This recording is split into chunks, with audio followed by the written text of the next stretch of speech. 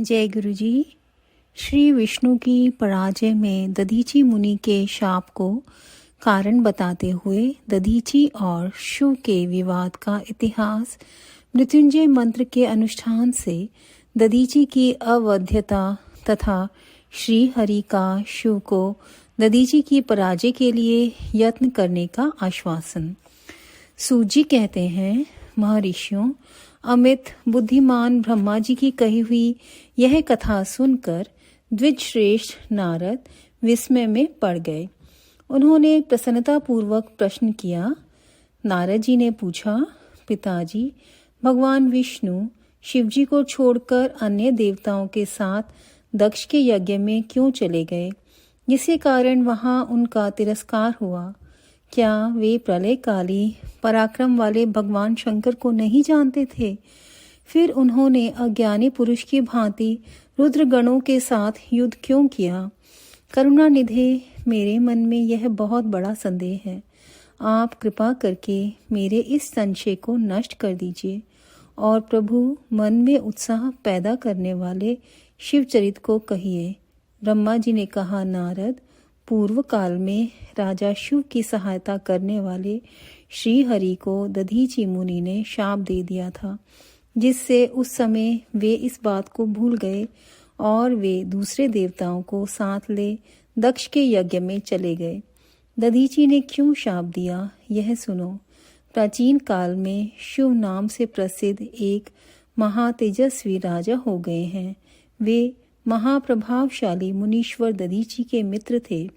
दीर्घ काल की तपस्या के प्रसंग से शिव और दधीची में विवाद आरंभ हो गया, जो तीनों लोकों में महान अनर्थकारी के रूप से विख्यात हुआ। उस विवाद में वेद के विद्वान शिव भक्त दधीची कहते थे कि शूद्र, वैश्य और क्षत्रिय, इन तीनों वर्णों से ब्राह्मण ही श्रेष्ठ हैं, इसमें संशय नहीं है। महामुनि दधीची की वह बात सुनकर धन वैभव के मद से मोहित हुए। राजा शिव ने उसका इस प्रकार प्रतिवाद किया। शिव बोले, राजा इंद्र आदि 8 लोकपालों के स्वरूप को धारण करता है। वह समस्त वर्णों और आश्रमों का पालक एवं प्रभु है, इसलिए राजा ही सबसे श्रेष्ठ है। राजा की श्रेष्ठता का प्रतिपादन करने वाली श्रुति भी कहती है कि राजा सर्वदेवमय है। मुने, इस श्रुति के कथनानुसार जो सबसे बड़ा देवता है वह मैं ही हूँ। इस विवेचन से ब्राह्मण की अपेक्षा राजा ही श्रेष्ठ सिद्ध होता है। च्यवन नंदन, आप इस विषय में विचार करें और मेरा अनादर ना करें, क्योंकि मैं सर्वथा आपके लिए पूजनीय हूँ। राजा शिव का यह मत श्रुतियों और स्मृतियों के विरुद्ध था। इसे सुनकर भृगुकुल भूषण मुनि श्रेष्ठ दधीची को बड़ा क्रोध हुआ। मुने अपने गौरव का विचार करके कुपित हुए महातेजस्वी दधीची ने शिव के मस्तक पर बाएं मुक्के से प्रहार किया। उनके मुक्के की मार खाकर ब्रह्मांड के अधिपति कुत्सित बुद्धि वाले शिव अत्यंत कुपित हो गरज उठे और उन्होंने वज्र से दधीची को काट डाला। उस वज्र से आहत हो भृगुवंशी दधीची पृथ्वी पर गिर पड़े। भार्गव वंशधर दधीची ने गिरते समय शुक्राचार्य का स्मरण किया। योगी शुक्राचार्य ने आकर दधीची के शरीर को, जिसे शिव ने काट डाला था, तुरंत जोड़ दिया। दधीची के अंगों को पूर्ववत जोड़कर शिव भक्त शिरोमणि तथा मृत्युंजय विद्या के प्रवर्तक शुक्राचार्य ने उनसे कहा। शुक्र बोले, तात दधीची, मैं सर्वेश्वर भगवान शिव का पूजन करके तुम्हें श्रुति प्रतिपादित महामृत्युंजय नामक श्रेष्ठ मंत्र का उपदेश देता हूँ। त्र्यंबकम यजामहे, हम भगवान त्र्यंबक का यजन यानी कि आराधन करते हैं। त्र्यंबकम का अर्थ है तीनों लोकों के पिता प्रभावशाली शिव। वे भगवान सूर्य, सोम और अग्नि तीनों मंडलों के पिता हैं। सत्व, रज और तम तीनों गुणों के महेश्वर हैं। आत्म तत्व, विद्या तत्व और शिव तत्व, इन 3 तत्वों के आवहनीय गार्हपत्य और दक्षिणाग्नि, इन तीनों अग्नियों के सर्वत्र उपलब्ध होने वाली पृथ्वी, जल एवं तेज, इन 3 मूर्त भूतों के अथवा सात्विक आदि भेद से त्रिविध भूतों के, त्रिदिव स्वर्ग के, त्रिभुज के, त्रिधा भूत सबके ब्रह्मा, विष्णु और शिव, तीनों देवताओं के महान ईश्वर महादेव जी ही हैं। यहाँ तक मंत्र के प्रथम चरण की व्याख्या हुई है। मंत्र का द्वितीय चरण है सुगंधिम पुष्टिवर्धनम। जैसे फूलों में उत्तम गंध होती है, उसी प्रकार वे भगवान शिव संपूर्ण भूतों में, तीनों गुणों में, समस्त कृत्यों में, इंद्रियों में, अन्य अन्य देवों में और गणों में उनके प्रकाशक सारभूत आत्मा के रूप में व्याप्त हैं। अतः सुगंध युक्त एवं संपूर्ण देवताओं के ईश्वर हैं। यहाँ तक सुगंधिम पद की व्याख्या हुई। अब पुष्टिवर्धनम की व्याख्या करते हैं। उत्तम व्रत का पालन करने वाले द्विजश्रेष्ठ महामुने नारद, उन अंतर्यामी पुरुष शिव से प्रकृति का पोषण होता है। महत्त्व से लेकर विशेष पर्यंत संपूर्ण विकल्पों की पुष्टि होती है तथा मुझ ब्रह्मा का, विष्णु का, मुनियों का और इंद्रियों सहित देवताओं का भी पोषण होता है। इसलिए वे ही पुष्टिवर्धन हैं। अब मंत्र के तीसरे और चौथे चरण की व्याख्या करते हैं। उन दोनों चरणों का स्वरूप यूं है। उर्वा रुक्मेव बंधनात् मृत्युर्मुक्षी यमामृतात्। अर्थात प्रभु, जैसे खरबूजा पक जाने पर लता बंधन से छूट जाता है, उसी तरह मैं मृत्यु रूप बंधन से मुक्त हो जाऊं। अमृत पद मोक्ष से पृथक ना हो। वे रुद्रदेव अमृत स्वरूप हैं, जो पुण्य कर्म से, तपस्या से, स्वाध्याय से, योग से अथवा ध्यान से उनकी आराधना करता है, उसे नूतन जीवन प्राप्त होता है। इस सत्य के प्रभाव से भगवान शिव स्वयं ही अपने भक्त को मृत्यु के सूक्ष्म बंधन से मुक्त कर देते हैं, क्योंकि वे भगवान ही बंधन और मोक्ष देने वाले हैं। ठीक उसी तरह जैसे उर्वारुक अर्थात ककड़ी का पौधा अपने फल को स्वयं ही लता के बंधन में बांधे रखता है और पक जाने पर स्वयं ही उसे बंधन से मुक्त कर देता है। यह मृत संजीवनी मंत्र है, जो मेरे मत से सर्वोत्तम है। तुम प्रेम पूर्वक नियम से भगवान शिव का स्मरण करते हुए इस मंत्र का जप करो। जप और हवन के पश्चात इसी से अभिमंत्रित किए हुए जल को दिन और रात को में पियो तथा शिव विग्रह के समीप बैठकर उन्हीं का ध्यान करते रहो। इससे कहीं भी मृत्यु का भय नहीं रहता। न्यास आदि सब कार्य करके विधिवत भगवान शिव की पूजा करो। यह सब करके शांत भाव से बैठकर भक्तवत्सल शंकर का ध्यान करना चाहिए। मैं भगवान शिव का ध्यान बता रहा हूँ, जिसके अनुसार उनका चिंतन करके मंत्र जप करना चाहिए। इस तरह निरंतर जप करने से बुद्धिमान पुरुष भगवान शिव के प्रभाव से उस मंत्र को सिद्ध कर लेता है। मृत्युंजय का ध्यान। जो अपने 2 करकमलों में रखे हुए 2 कलशों से जल निकालकर उनसे ऊपर वाले 2 हाथों द्वारा अपने मस्तक को सींचते हैं, अन्य 2 हाथों में 2 घड़े लिए हुए उन्हें अपने गोद में रखे हुए हैं तथा शेष 2 हाथों में रुद्राक्ष एवं मृग मुद्रा धारण करते हैं। कमल के आसन पर बैठे हैं। सिर पर स्थित चंद्रमा से निरंतर झरते हुए अमृत से जिनका सारा शरीर भीगा हुआ है तथा जो 3 नेत्र धारण करने वाले हैं, उन भगवान मृत्युंजय का, जिनके साथ गिरिराज नंदिनी उमा भी विद्यमान है, मैं भजन चिंतन करता हूँ। ब्रह्मा जी कहते हैं, तात मुनि श्रेष्ठ दधीची को इस प्रकार उपदेश देकर शुक्राचार्य भगवान शंकर का स्मरण करते हुए अपने स्थान को लौट गए। उनकी वह बात सुनकर महामुनि दधीची बड़े प्रेम से शिवजी का स्मरण करते हुए तपस्या के लिए वन में गए। वहां जाकर उन्होंने विधि पूर्वक महामृत्युंजय मंत्र का जप और प्रेम पूर्वक भगवान शिव का चिंतन करते हुए तपस्या आरंभ की। दीर्घ काल तक उस मंत्र का जप और तपस्या द्वारा भगवान शंकर की आराधना करके दधीची ने महामृत्युंजय शिव को संतुष्ट किया। महामुने उस जप से प्रसन्नचित हुए। भक्तवत्सल भगवान शिव दधीची के प्रेमवश उनके सामने प्रकट हो गए। अपने प्रभु शंभु का साक्षात दर्शन करके मुनीश्वर दधीची को बड़ी प्रसन्नता हुई। उन्होंने विधि पूर्वक प्रणाम करके दोनों हाथ जोड़ भक्ति भाव से शंकर का स्तवन किया। तात मुने तदंतर मुनि के प्रेम से प्रसन्न हुए शिव ने च्यवन कुमार दधीची से कहा, तुम वर मांगो।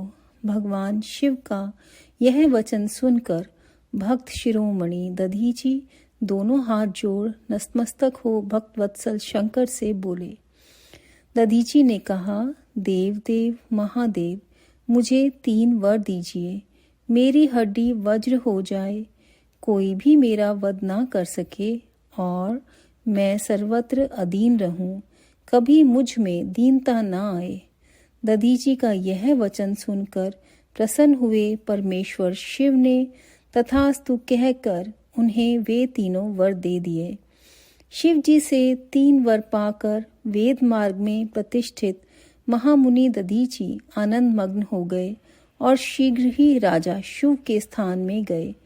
महादेव जी से अवध्यता, वज्रमय अस्थि और अधीनता पाकर दधीची ने राजेंद्र शिव के मस्तक पर लात मारी। फिर तो राजा शिव ने भी क्रोध करके दधीची पर वज्र से प्रहार किया। वे भगवान विष्णु के गौरव से अधिक गर्व से भरे हुए थे, परंतु शिव का चलाया हुआ वह वज्र परमेश्वर शिव के प्रभाव से महात्मा दधीची का नाश न कर सका। इससे ब्रह्म कुमार शिव को बड़ा विस्मय हुआ। मुनीश्वर दधीची की अवध्यता, अधीनता तथा वज्र से भी बढ़कर प्रभाव देखकर ब्रह्म कुमार शिव के मन में बड़ा आश्चर्य हुआ। उन्होंने शीघ्र ही वन में जाकर इंद्र के छोटे भाई मुकुंद की आराधना आरंभ की। वे शरणागत पालक नरेंद्र मृत्युंजय सेवक दधीची से पराजित हो गए थे। शिव की पूजा से गरुड़ ध्वज भगवान मधुसूदन बहुत संतुष्ट हुए। उन्होंने राजा को दिव्य दृष्टि प्रदान की। उस दिव्य दृष्टि से ही जनार्दन देव का दर्शन करके उन गरुड़ ध्वज को शिव ने प्रणाम किया और प्रिय वचनों द्वारा उनकी स्तुति की। इस प्रकार देवेश्वर आदि से प्रशंसित उन अजय ईश्वर श्री नारायण देव का पूजन और स्तवन करके राजा ने भक्ति भाव से उनकी ओर देखा तथा उन जनार्दन के चरणों में मस्तक रखकर प्रणाम करने के पश्चात उन्हें अपना अभिप्राय सूचित किया। राजा बोले, भगवान दधीची नाम से प्रसिद्ध एक ब्राह्मण है जो धर्म के ज्ञाता हैं। उनके हृदय में विनय का भाव है। वे पहले मेरे मित्र थे।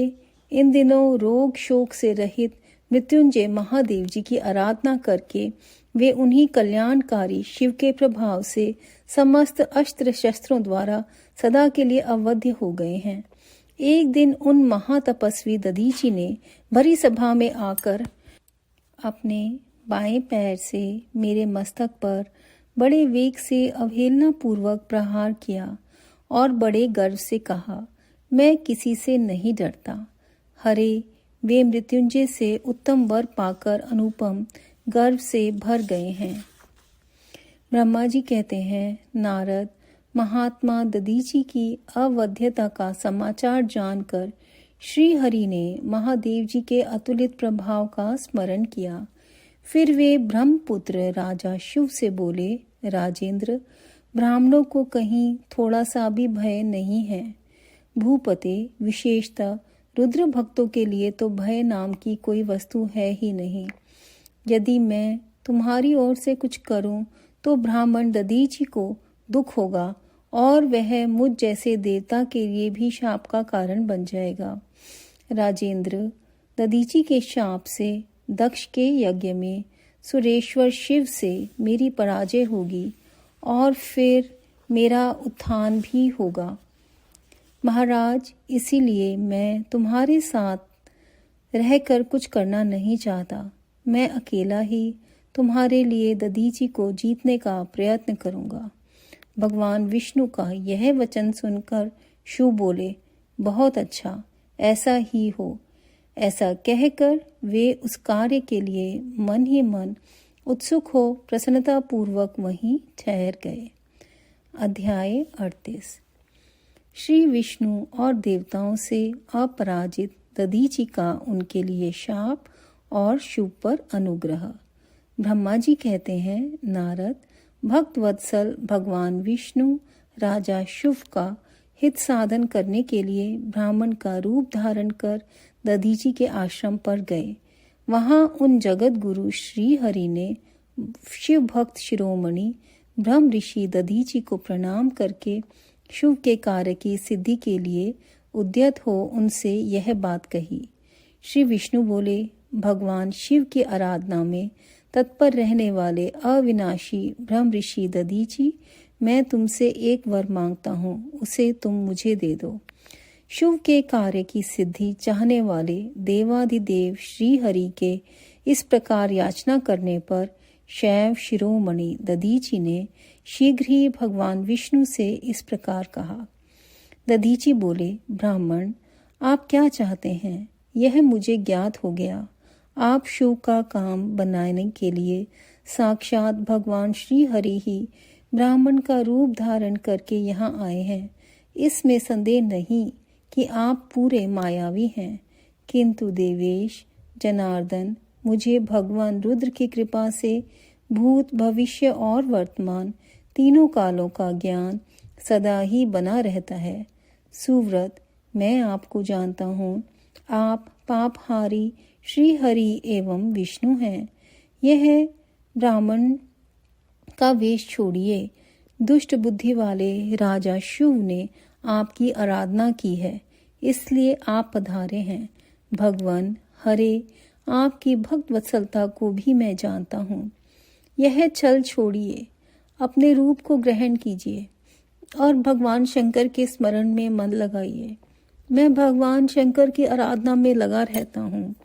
ऐसी दशा में भी यदि मुझसे किसी को भय हो तो आप उसे यत्न पूर्वक सत्य की शपथ के साथ कहिए।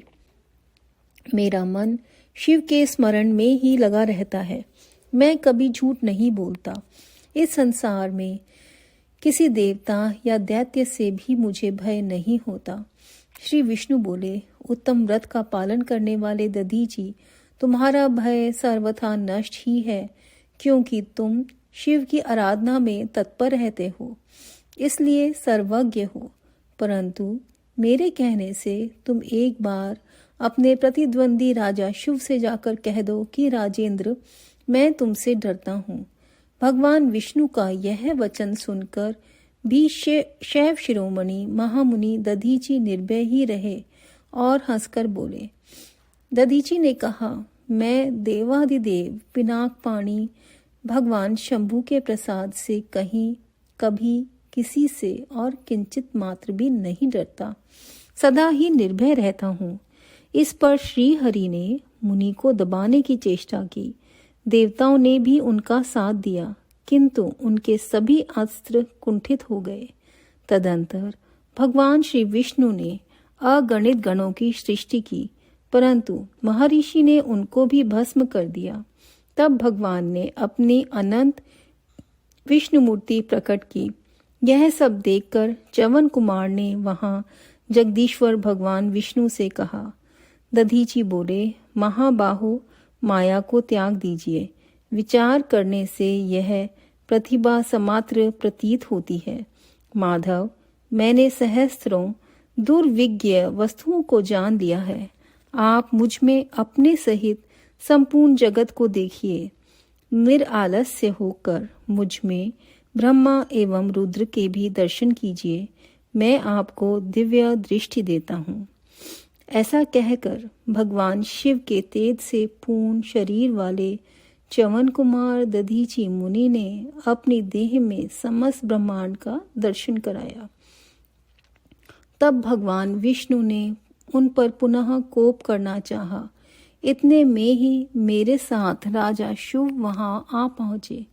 मैंने निश्चेष्ट खड़े हुए भगवान पद्मनाभ को तथा देवताओं को क्रोध करने से रोका। मेरी बात सुनकर इन दोनों ने ब्राह्मण दधीची को परास्त नहीं किया। श्री हरि उनके पास गए और उन्होंने मुनि को प्रणाम किया। तदंतर शुभ अत्यंत दीन हो उन मुनीश्वर दधीची के निकट गए और उन्हें प्रणाम करके प्रार्थना करने लगे। शिव बोले, मुनि श्रेष्ठ, शिव भक्त शिरोमणि, मुझ पर प्रसन्न होइए। परमेश्वर, आप दुर्जनों की दृष्टि से दूर रहने वाले हैं, मुझ पर कृपा कीजिए। ब्रह्मा जी कहते हैं, नारद, राजा शिव की यह बात सुनकर तपस्या की निधि ब्राह्मण दधीची ने उन पर अनुग्रह किया। तत्पश्चात श्री विष्णु आदि को देखकर वे मुनि क्रोध से व्याकुल हो गए और मन ही मन शिव का स्मरण करके विष्णु तथा देवताओं को शाप देने लगे। दधीची ने कहा, देवराज, इंद्र सहित देवताओं और मुनीश्वरों, तुम लोग रुद्र की क्रोधाग्नि से श्री विष्णु तथा अपने गणों सहित पराजित और ध्वस्त हो जाओ। देवताओं को इस तरह शाप दे शिव की ओर देखकर देवताओं और राजाओं के पूजनीय द्विजश्रेष्ठ दधीची ने कहा, राजेंद्र, ब्राह्मण ही बली और प्रभावशाली होते हैं। ऐसा स्पष्ट रूप से कहकर ब्राह्मण दधीची अपने आश्रम में प्रविष्ट हो गए। फिर दधीची को नमस्कार मात्र करके शिव अपने घर चले गए। तत्पश्चात भगवान विष्णु देवताओं के साथ जैसे आए थे उसी तरह अपने वैकुंठ लोक को लौट गए। इस तरह वह स्थान स्थानेश्वर नामक तीर्थ के रूप में प्रसिद्ध हो गया। स्थानेश्वर की यात्रा करके मनुष्य शिव का सायुज्य प्राप्त कर लेता है। तात, मैंने तुम्हें संक्षेप से शिव और दधीची के विवाद की कथा सुनाई और भगवान शंकर को छोड़कर केवल ब्रह्मा और विष्णु को ही जो शाप प्राप्त हुआ है उसका भी वर्णन किया।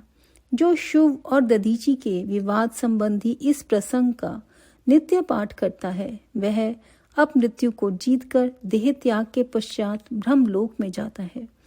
जो इसका पाठ करके रणभूमि में प्रवेश करता है उसे कभी मृत्यु का भय नहीं होता तथा वह निश्चय ही विजयी होता है। अध्याय 39।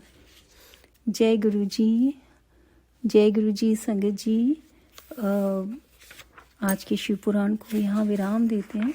ये चैप्टर में सबसे ज़्यादा जो बात मुझे समझ आई है वो यह है कि जो मंत्र के साथ उन्होंने बताया है ना, जैसे हमारे गुरुजी का जो मंत्र है, गुरुजी ने कहा था कि महामृत्युंजय मंत्र का जब तक वो आज्ञा ना दें तब तक नहीं करना चाहिए और गुरुजी का मंत्र जाप करना चाहिए।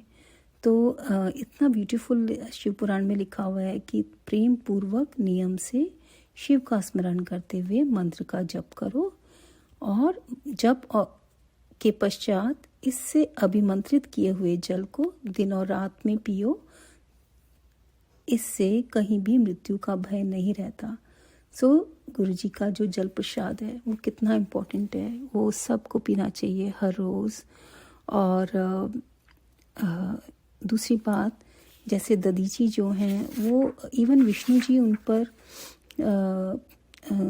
अटैक कर रहे थे, लेकिन दधीची बिल्कुल निर्भय रहे क्योंकि उनको अपने भगवान, अपने शिव पर पूरा भरोसा था। तो जैसे कि हम लोग सब छोटी छोटी बातों से डर जाते हैं, तो अगर हमें अपने गुरु पे पूरा विश्वास है तो हमें किसी से डरने की ज़रूरत नहीं है। ये बहुत ज़रूरी है। ये जैसे निर्भय जो हमारा एक ओंकार में भी आता है, तो हमें निर्भय रहना चाहिए। धीरे धीरे पूरी तरह से निर्भयता आने में तो बहुत टाइम लग जाता है, लेकिन धीरे धीरे कोशिश करनी चाहिए कि अगर हमारा अपना मन ठीक है, हमारा अपना एक्ट ठीक है, हम किसी के लिए कुछ बुरा नहीं करते, तो हमें किसी से डरने की भी ज़रूरत नहीं है। ये हमें भगवान हमारे गुरु जी सिखाते हैं। शुक्राना फॉर लिसनिंग संगत जी। जय गुरु जी, जय गुरु जी।